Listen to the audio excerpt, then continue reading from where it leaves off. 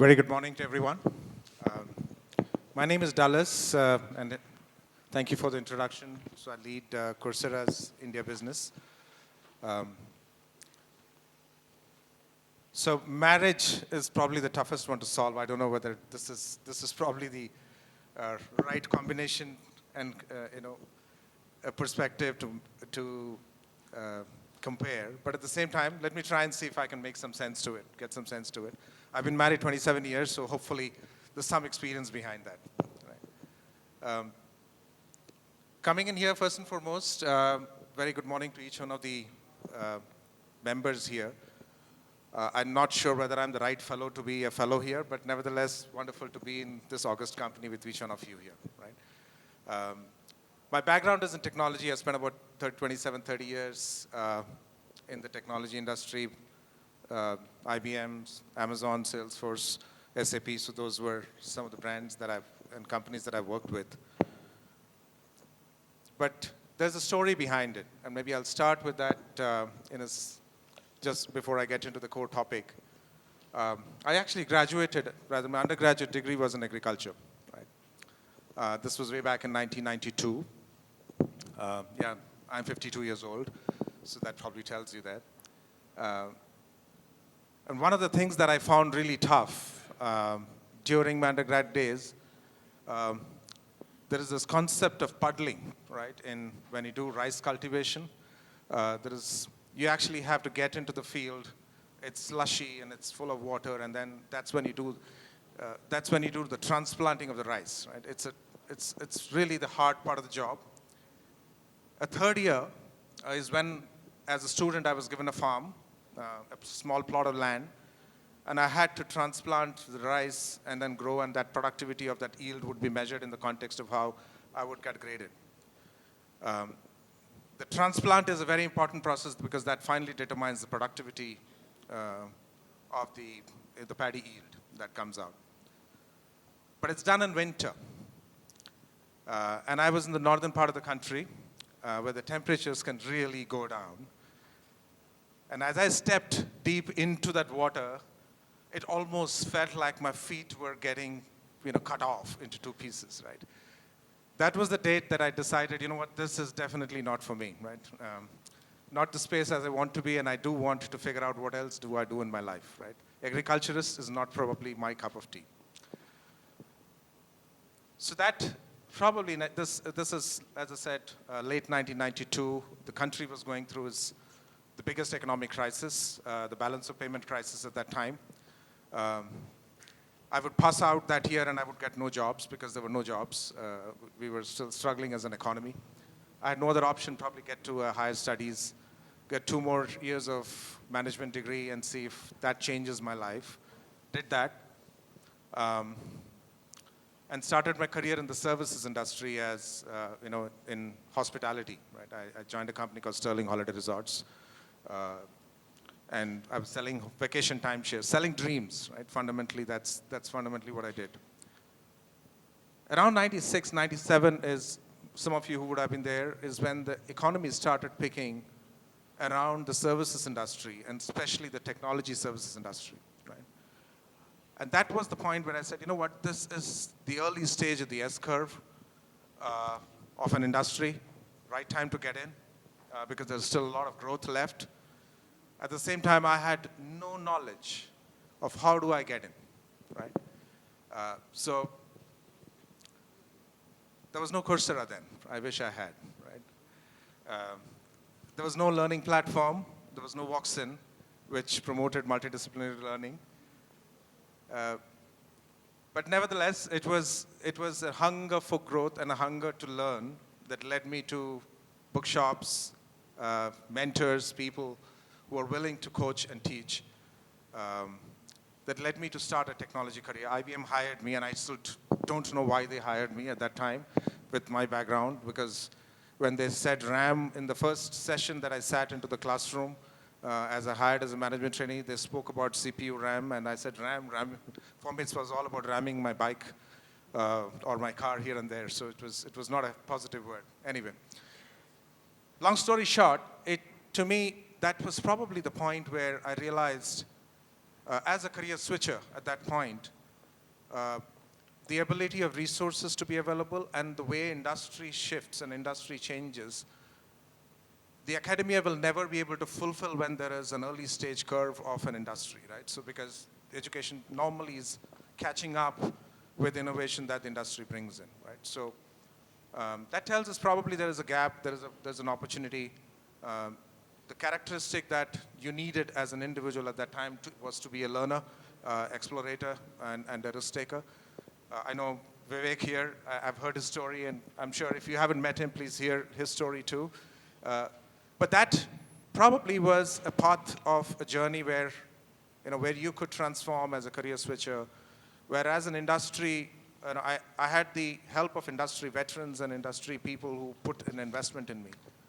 But I wish I had something more resources for myself as a self-learner, right? So that's one of the journeys that I'm very passionate about learning. That's, to me, the future of work, and I'll speak about that. If somebody asks me, what is the future of work? The one line I'd say is the future of work is learning, right? And that will be the core to how the world will evolve, because every single job that exists today is getting retransformed, right? So that becomes the backdrop of how learning becomes integral to most of the work that we do. So for today's industry academia, this is a time immemorial issue that we have spoken about.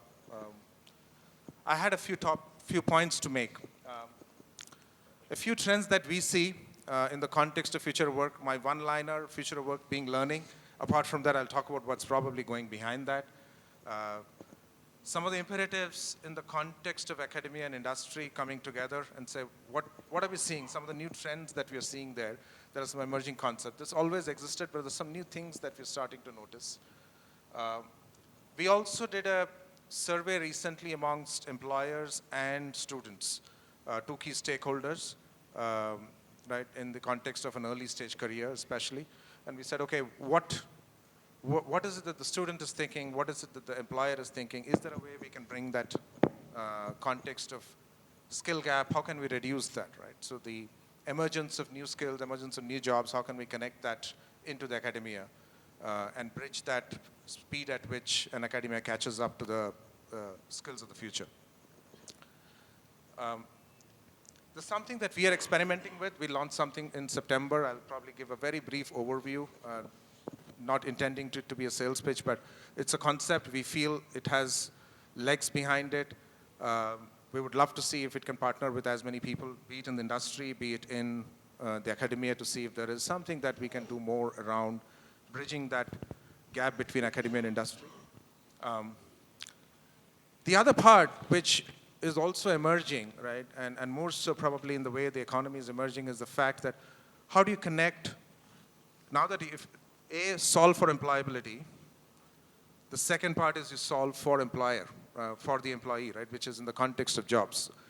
The two needs to be interconnected, right? So is there something that we can do to interconnect that platform together, where the learning, employability out learning, and then the jobs, can it come together in a more integrated way, right? So that's, today it's a fairly disjointed, broken piece. There's some experiments that we're running.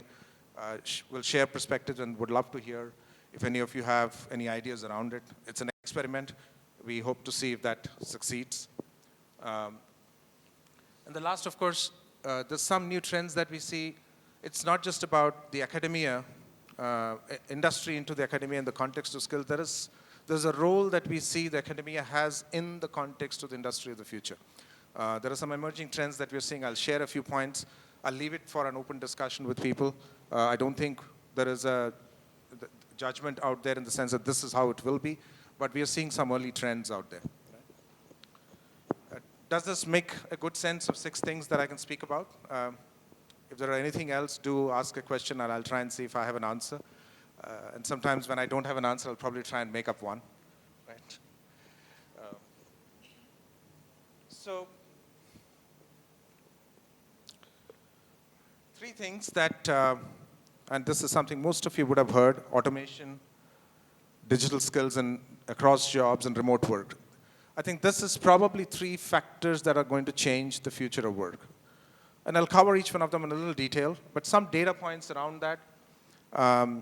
The This is from the World Economic Forum Future of Jobs report. We are talking about automation displacing somewhat 8.5 crore jobs in the future by 2025.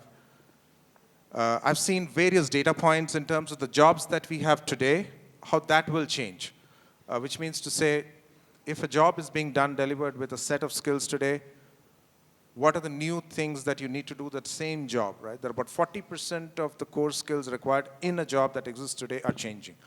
Right? Probably the one which I've seen very closest is the marketer's job. 2010, a marketer's job was a lot more around creativity, and digital tools and data was not even at the center of it. Talk to a marketer today, he won't exist without if he doesn't know data, right? So that's the one. And the one which is probably emerged post-pandemic and accelerated rapidly is the emergence of remote work. There's some stats around it. I can give you our example. In India, we have about 280 odd people. We were an in-office company pre-pandemic. March 2020, pre-March 2020, everybody had to come to the office. We pivoted to remote work because that was the only way. We were 20 people in India, and we scaled to about the 280 number that I spoke about. One thing we realized is that the only way we could grow is to actually go to the talent where the talent is versus the other way around. So we moved into a talent-first model, which became remote-first in the context of how they operate. And that led us to our ability to grow to where we are today in the numbers say. So we do see this as a trend. Now, we are probably a very, very, very small company in that context, but I'm starting to see trends around remote work in many, many jobs, right? And there are some global trends in terms of how the global economy of jobs are also going to get impacted in the context of how remote work is emerging. Right? And there are certain jobs that are getting more remote work driven, and certain that who obviously are not so much. All of it is powered by the fact that digitization and industries transforming itself across the board. Everyone is transforming. In general, people would say manufacturing is the slowest in terms of the change. But we are starting to see data points on our platform which is very, very different. A lot of manufacturing learners, the factor of learners learning digital jobs in manufacturing companies is 1.8x. So companies that are in manufacturing domain learning digital skills for applying to digital jobs are learning at a higher pace than other industries by a factor of 1.8x. So we're starting to, which tells you that there's a lot of different things that are happening in that sector. Right? The automation context, as with most things, it will change, and especially to the youngsters sitting out here, what this means to you is the entry-level jobs of today, probably if you have it in a 4-year course, maybe at the end of 4 years, the jobs that you may find will be very different from the one that you aspired for when you potentially came in. The pace at which the entry-level jobs are changing is massive, right? So there is a lot of these low-skill jobs that are changing, but one of the things that is transforming the entry-level jobs is the fact that there are a lot of knowledge and digitalization of those jobs that is transforming the entry-level jobs, right? So the other aspect, now, which is the first data point that I spoke about, while there is a reduction in jobs on one side that I spoke about in my first slide, the other side of it is there is emergence of a lot of new skill-based jobs that are emerging, right? And if you see, on the left side is a set of roles. This is data scientists, AI/ML specialists, big data specialists. While they have a technology domain to it, the application of those are actually across sectors, right? One of the manufacturing companies in automotive that we work with today hires more data scientists, fresh data scientists in their company than design engineers, right? So this context of the entry-level jobs being technology-driven and being limited to technology companies is not true anymore. Technology jobs getting integrated into traditional jobs, and hence people looking at even traditional jobs, traditional sectors needing digital skills of this nature is going to emerge very, very significantly. Right?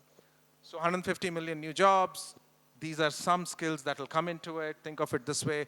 If I have to look at as a marketer, if I was a marketer, I would need to know a lot more about privacy and trust and cybersecurity. If I don't know that, I'm not doing the right job because bulk of my marketing budgets are anyway digital driven. So think of skills that are digital in nature, but disrupting jobs that are non-digital in nature by tradition, right? So the other aspect is the context of remote work. And if you see the factor here, you'll see a lot of these knowledge jobs are the ones that are more akin to becoming remote driven, right? You can deliver a lot of the knowledge jobs in the context of where they are. And you'll see on the right hand side, these are people driven, in-person, cleaning, maintenance, extraction, hospitality, very, very unlikely to be automated and to be delivered remote. But you will find business services, management, education, office administration, scientific technical services, arts and entertainment. These are, if you really think about our lives today, you will start seeing how they can actually be delivered remotely, right? There's a McKinsey study that said what this is going to do, right? Think of the fertility rates and the average age of demography. What this was actually going to do in a country like India is that this will become like the talent hub. About 20% of the global jobs will be delivered out of this country here in India. Right? There's a McKinsey study to it. You can probably Google it. You'll probably find that. And that will be determined by the fact that these are the areas, these are the sectors, these are the type of jobs that will probably come into this country because they can be delivered remotely. Right? Regulations will catch up. Today there are still a lot of regulations that restrict movement of jobs across borders, but I guess over a period of time, regulations always catch up with innovation and changes. The other part which was surprising for me is the country dimension here. If you really see out here, India, by 2025, this is a Gartner report, is actually going to move from something like about 35 to about 42% of the jobs will become remote, right? This is not something that you would today believe, but as I said, but the example that I said for a company like Coursera where we were completely on-prem to becoming remote, there's a lot more of that happening. So this trend is going to continue and you will find a lot more jobs becoming remote, including in India, right?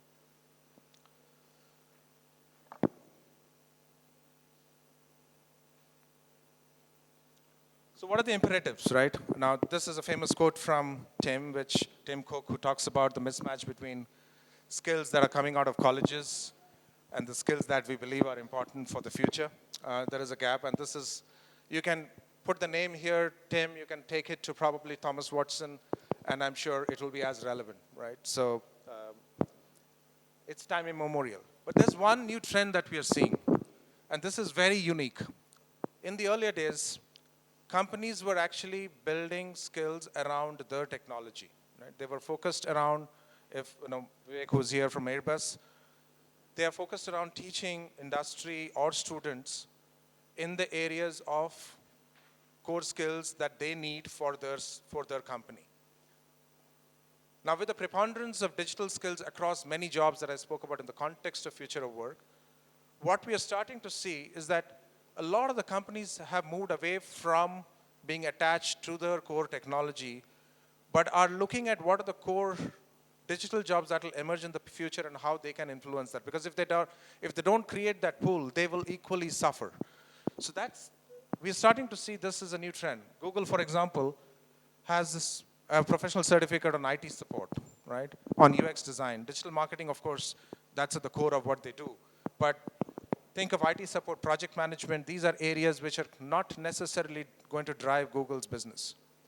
Similarly, in IBM, while they are big in technology, their courses on data science are not driven around IBM's technology, right? So they are teaching foundations of data science to a large set of people through their professional certification. Meta, Facebook, for example, right, in the social media business, they've launched a bunch of developer courses, right? Because that's at the core of how the future will be. A developer will be at the core of how business transformation will happen, leveraging technology. They've launched courses on front-end developer, back-end developer, database engineers. So you're starting to see this trend where industry is emerging as an educator, and the way they're delivering this is as a micro-credential, right? It is a professional certificate, it's a micro-credential. on the Coursera platform, we have a large consumer platform. There are about 120 million learners who learn on Coursera. It is these certificates that are growing at 200% growth rates versus our traditional courses that are there from a lot of the universities that author on Coursera. There's a huge demand for professional certificates that we are seeing that is disproportionate in nature, right? And they come from not traditional educators, they're coming from people who are from the industry. And while there are a bunch of technology companies here, we're now starting to see non-technology companies emerge here. For example, in India, we have Tally, who's come in to teach bookkeeping, right? Intuit is one globally, right? We're starting to see this trend where industry as an educator is coming as a big trend and not necessarily in the area of technology that they operate. This was an insight that we saw. So we went back to students and we went back to employers. This was just some data around the survey size and the countries that we covered. So India is about 300 odd students, about 150 employers that we spoke to, an overall student population of 2,500, about 1,100, 1,200 odd employers. And we went and asked them, how relevant is this trend around industry micro-credentials, right? How is it really, really out there? Does it have an impact? Now here is what we broadly found, right? Two key trends. 88% of the students said that a professional certificate will help them stand out, right? So in the profile, in the context of being a career starter. But even more important is how employers are perceiving it, right? About 76% of the employers said they're more likely to hire a student with a professional certificate along with a college degree, right? So we're seeing this two-way process where the students feel this will help them differentiate, this will help them add value to what they're already learning. And this as a trend in the context of employers.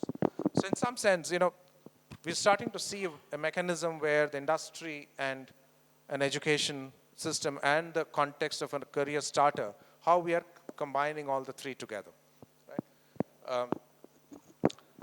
There's a country view to this, given the data set that we spoke about, and if you see this, the employer data, about 92% of employers in India believe that a professional certificate will strengthen a student's application, right? So this is the India data, and if you see here, India is about 92%, Australia 95%, Mexico, it's across the board, right? It's well above 80, I think the lowest is 86% in the US. Right? So a professional certificate as a value add in the context of an education is something that's emerging very, very strongly. In that sense, mirrors what we are seeing on our consumer platform as a trend into what people are consuming. The same way with the students. Now this is probably, especially, I know some of you are from the various universities, in the context of how students are deciding which universities to go. This is another trend that students prefer to go through a university. And in the morning I was chatting to a few people, some of the students here, and they spoke about I was asking why did they choose Voxen, right? And one of the things that they spoke about, of course, international exposure. They said the amount of industry exposure. So they are looking at beyond what is core taught in the university's curriculum. So we're seeing that trend that reflects out here as well. Students would most likely choose a university program that has a professional certificate integrated with it. Right? So these are some trends that we saw, and so we said, okay, what could we do, right? As a platform company, we believe we leverage technology in trying to bring the education industry in the context of how can we modernize that, and that's the space that we are into. We're not authors. We don't create IP. At Coursera, we don't author anything, right? Our authors are either top companies in the world. You saw IBM's, Salesforce, Google's of the world, or they are top universities of the world. We are not an authoring company. We don't believe in the fact that we are the best authors. We source it from the topmost places from where it can make an impact, where the credential will have a value. So we're saying, okay, what could we do as a platform company in trying to build this and bridge this gap, right? So one of the things that we did recently was, we said, okay, let's begin with the jobs. And if you see some of the jobs that are written here, these are some of the high-paying, entry-level jobs that exist. Be it for a career starter, this is about 6.5 million career starters who learn on Coursera, and about 15 million career switchers who learn on Coursera, right? So we looked at them and said, what are the kind of job roles are they learning for? So these are typically data, software engineering, IT, social media, and marketing. Those are some areas that we find is where people are trying to get into, because that's where the higher paying jobs. Digital jobs tend to be more higher paying than non-digital jobs. So there is this movement of, social movement of people who are moving from lower end jobs that are getting automated, wanting to switch a career, wanting to move to a higher paying job, and moving to jobs that have a lot more preponderance of digital skills. So what we said, okay, let's connect, can we connect the two together with the trend of industry micro-credentials, right? So we brought in something called as a career academy. So we actually went to these companies and said, okay, if these are the jobs that are in high demand, would you be willing to create professional certificates that and content that you would be willing, if a person did that course, you would be willing to hire from, right? So we went to Google, we went to Microsoft, we went to IBM. You can see that there are about 50 companies that we're speaking to here. There are 27 of them, so that 27 certs are already on that will probably hit about 50 by end of next year. And they have created these set of professional certificates that lead to an entry-level new job, which are high in demand, and along with a hands-on experience, which gives them hands-on skills. So there is the core learning, and there is also the hands-on learning with no prereq. Right? The fundamental thing being, can it be made available to a career switcher who may not have any background, or a career starter who may be from any background. Some of the children here today, they say that I don't know what I want to do. I'm exploring, right? And that's true. Can we help students explore careers and figure out what they need to get to? So these were some of the hypotheses that we said, okay, can we make that happen? And we launched this thing called Coursera Career Academy. And the way we launched it is it's actually given to institutions. It becomes like an institution's own page. It's not Coursera.org. It's whatever university's own page, and allows for students to discover these careers and then get connected, right, in a sense. This is where industry is hiring. This is where industry is requiring skills. Here is what the industry is saying you learn. And we are trying to marry the two and say, does that bridge that gap between need for skills in the industry, the authors coming from the most credentialed people, and then the job seekers, whether they're a switcher or a career starter, right? So that's the hypothesis that we're trying to experiment with right now. We launched this sometime in September, and we are in the process of now building out profiles. So just broadly, we have today the certificates are around software and IT, data and analytics, and business. This is where we began, these 27 areas. You will find IT support, backend developer, a SaaS programmer, a data engineer, in the data science, a data analyst, and in the business side, email marketing, bookkeeping, UX design, so on and so forth. And we are adding a lot more. So the other thing that in order to make this closer to the academic environment, we took these courses and went to ACE, and we said, okay, now you measure it in the context of rigor of a credit worthiness, right? So you don't want a course to be delivered in a way where it teaches, but it's not credit worthy and has to have a validation of a university academic rigor, right? And academic integrity is a very important part of any academic school. So we're taking each one of these courses and getting that rigor of an academic integrity into the process. ACE has certified quite a few of them, and we're in the process of finishing up the rest as well. Similarly, in Europe, we're trying to do the CTS certification, if I'm right with the testing authority, and same way with India as well. Some more new ones coming, now based on what we have seen initially, we are starting to see some more industries joining us. Akamai, we have even business roles like HR. I know there was a student here who said was studying HR and data, right? I met someone, right? HR and data. An HR associate is actually an HR and data science course, right? So we're starting to see that trend, and people are building these professional certificates that allow for bridging that gap and marrying the so-called industry and academia together, right? Academic credits, credit-worthy, integration into academic system, at the same time aligned to what the industry is needing, and high-authored courses. The other part with students is to make it more discovery-driven, right? So can I start with something and see, am I really cut out? I know data science is something that pays high, it's high demand, but am I cut out for it?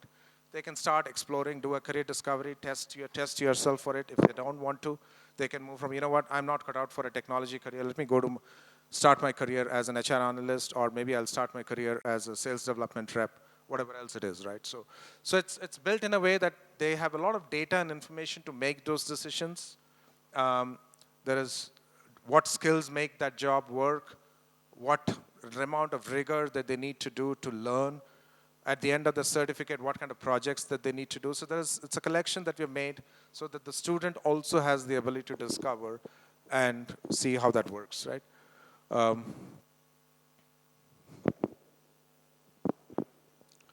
So what next, right? Now that here is a mix of education, mixing up skills that the industry needs. We said, how can we go next and go further and see, connect them to jobs, right? So that's the next step, which I spoke about. How do I connect people who have learned, built skills, and how can I connect them directly to recruiters? Can I make the recruiter experience, the hiring experience, to be any different than what it is today? Today, it's a very complex process for a recruiter to come find the right student, right? So there are a lot of campus programs that are there. So it's a ton of investment that the companies do.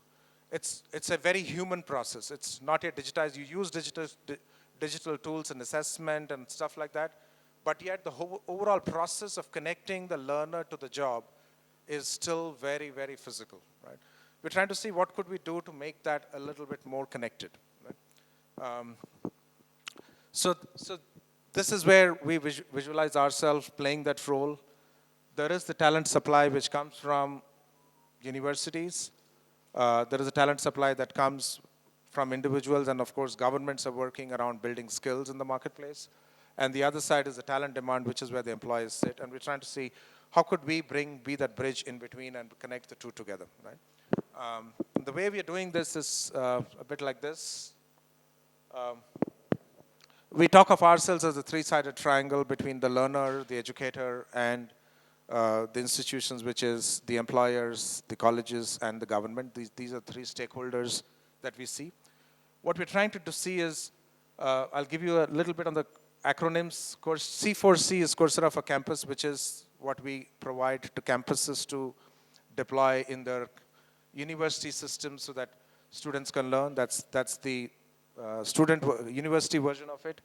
Coursera for Government is the government version of it, when a government wants to do upskilling, reskilling mission around sometimes an economic parameter, sometimes based on demography. You know, there are countries where people are getting aged, but the young population is much lesser to replace the workforce. Hence, they need to have a lot more new digital skills in existing workforce. So many governments are building programs around that. So that's the part that we work with the government, and we call it the Coursera for Government. And then, of course, there is Coursera for Business at the bottom, which is where companies teach their employees to upskill, reskill all the time, right? That's par for the course, been there forever. Now, for us, given we have the interconnection, because the universities are offering this to their students, they're connected to us. They're also my industry partners. They teach on Coursera. Governments are offering this to citizens, and then we have employers teaching. So in a sense, it's a closed ecosystem that we said, okay, can we leverage that? So we went and asked employers, would you be interested if we were to build a learning platform that allows you to look at learners and hire them? What would you want? Similarly, we asked campuses, if we were to bring employers into that ecosystem, would you be keen to connect with them? And of course, government in the context of, would you be willing to support through accreditation that allows for this process to work, right? So that's the vision, and what we're doing here is looking at the Career Academy in the context of developing skills. For the learners who learn, there is a learner profile that is built that is built around how you learn. It's not fast forwarding your course and getting a certificate. It actually tracks around how many hours of learning that you put, what were the kind of assessments that you did, how did you do the project. In a capstone, what was the time that you spent in building out a capstone. So there are a lot of software data that gets into building up a learner profile, which is where the recruiter comes in and says, you know, I want to have a learner profile that suits a set of criteria that I need to do. So this is something that we are building out right now. This is a pilot. Prashasti here, my colleague, she's leading that project globally for us. We're calling that as a talent pipeline on the platform, and see how this interconnectedness of industry as an educator, academia as a supplier of talent, and the employer, the companies as an employer can come together in an ecosystem and really make that marriage not just in skills, but really also the skills to the outcome, learning to the outcome, right? A typical learner profile, this is the early version of the first version that we put up. It will have, based on the data that the student shares, there will be technical fit for a recruiter, the engagement score on how they learned, how are they stacking up in the profile of learners who are there, are they the top 30%? Then as a recruiter, you may also want to meet certain criteria, which may be based on the fact that I may want to look at, let's say if I have a gender diversity issue or an in general diversity issue, or I have a regional issue, a mix of where my talent is based, I might want to choose to hire in a way that supports my DI objectives, right? So we're starting to build a set of integrated talent pipeline that helps students and that ecosystem to come together. So that's the piece that we are currently experimenting with. Hopefully, this, as we learn, we have about 15 companies that are on the platform that are partnering with us, and similarly about 15 odd universities that we are partnering with. We're learning through this process, through recruiters and through the campuses and through the students, to what are the areas that we need to improve on, right? So the last one, and this is the context of what we call it the 60-year curriculum. Where can the industry get in, right? And we're starting to see this early trend. If you see this here, in some of the top names here, by the time a student passes out and then he is 3 years, 4 years into his first job, the need for refreshing their skills is very high, right? This is a constant process. So this context of need for constant learning and constant skilling and upskilling is what is leading to the fact that can institutions and universities play a role along with corporates? Because today there is no institution. Today, in the context of an early career starter, there is a university ecosystem which is building out the workforce of the future, right? So that's the primary role a lot of the universities play in the context of the industry.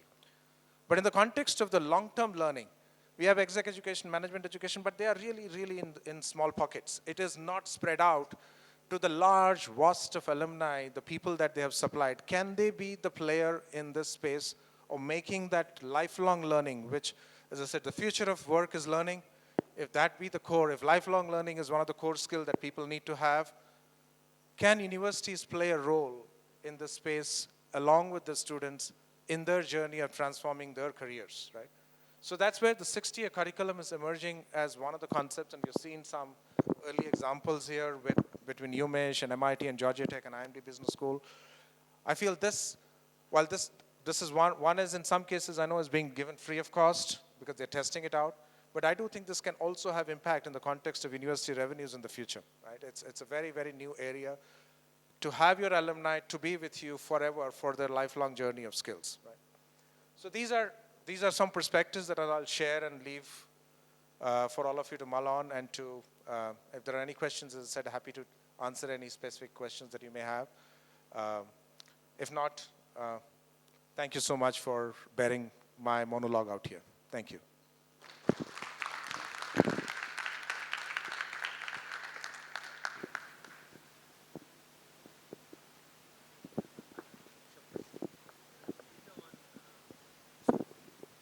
Yeah, do you have any data on sort of engagement patterns within the certificates? Because there's a lot of anecdotal information we receive that essentially a lot of people start, but the funnel really dips, very, very short, at the end. So do you have any data on like completion rates, for example, and like, for example, population level, completion rates, how that, changes over time, segmented by, different, categories of learning, something like that, that might be like proprietary information that you have would be very interesting.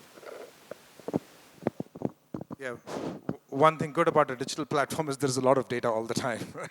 So yeah, learning engagement, what works, different cohorts. There's a ton of data, right? And we actually have a function internally where which is a combination of data science and learning experiences, where we're trying to combine and see what do we do to change and motivate a learner to go the whole hog, right? The average completion rates are about 38%, right? 38%, right? Now, that's the course completion rates. Now, there is another context that we started emerging, and when we went back and said, why do people not complete learning? We found that one of the reasons is that they really didn't need to go through the entire thing. They got what they wanted in the first 3 weeks of courses. They didn't, especially in the context of, there is the career starters who are professional, they really are looking at certificates. But when it comes to a corporate learner or an individual learner who is trying to pick up something new, it's a lot of it is skill driven, right? He's trying to pick a specific area. We call it in the moment learning or learning the flow of work, where they're trying to know something. So that's one reason we feel learning in the flow of work is one reason why people don't want to go and complete. When I've started off something on Python and I just needed to know basics enough so that I can have a conversation with my data science team, I'm not really going to sit and code, but I do want to understand how this thing works. So I took my first 3 weeks, of course, from Dr. Charles Severance on UMich, and that was good enough for me. I didn't really end up completing the data science certificate, right? So we see some of those as one reasons. Learning the flow of work, really the credential is not the motivating factor. Career switchers and career starters, we find extremely high completion rates. In a university ecosystem, when it is integrated into the curriculum framework of learning, we have seen completion rates as high as 95%. Right? Now, they are driven by sometimes credit frameworks where you earn credits, and the new credit framework that got announced by UGC in India 2 weeks back actually gives 18 credits in 3 areas, which is completely in the hands of the HEI, right? In skill enhancement courses, ability enhancement courses, and there's a third one. Fundamentally around building core technology, digital skills, and stuff like that. The moment you put that into the framework, we see the student uptake is very high. The value-added courses, that was the third one, right? Communication, soft skills, and stuff. So we find credit frameworks in the university ecosystem, student population, increasing learning rates, completion rates very high. Now there's another point that what we are seeing is that there's another unit of learning. We said, is course completion the only unit of learning, right? So we then said, okay, skill measurement and skill proficiency could be another unit of learning. So we actually built an IP about 1.5 years back, and we called that a skill set, right? And the way we did was the entire platform, we worked with World Economic Forum, and there are about 80,000 skills that we have mapped onto the platforms. Underneath all the catalog that we have is powered by the skill graph that we call, which is based on the WEF taxonomy. And then the ability to measure that and link it to roles, and that's where the data came in handy. We know that, data science, who's an entry-level data science person who studies typically these 6 things is the one who has the better career outcome. So we built there are about 400 roles for which we built these pre-built role-based skill taxonomy, and then role level, depending on an entry level to from a data analyst to a data scientist level, proficiency levels. And then the ability to measure that proficiency. So that's the other part that we are currently working on, where the platform today has these capabilities around using the data around what roles, what skills, and in that skill, what proficiency means what success for you. And that may or may not require you to complete a course, but it tells you, you know what, Dallas, as a data analyst, data visualization is the core skill for you, and that requires you to have intermediate skills. Software programming may not be something that is important, but if you have a foundation skill, that's good enough. So foundation skills, I might just have to study just the 2 weeks of course, but for a data visualization, I'll have to probably go up and do an advanced specialization. There I might complete 2 certificates, and in this area I might just do a 2-module course. But I will know that in my skill score, I will have that. So the other part of the learner profile is we're now trying to connect these two, right? You know what, if you have to get here, you don't have to complete that course. Do these 3 projects, and that should be good enough for you to be ready. But in this area, finish these certifications or the professional certificate, because that will lead to better job outcome. So yeah, so it's a very interesting area in pedagogy and jobs, that we are trying to bring together. Right?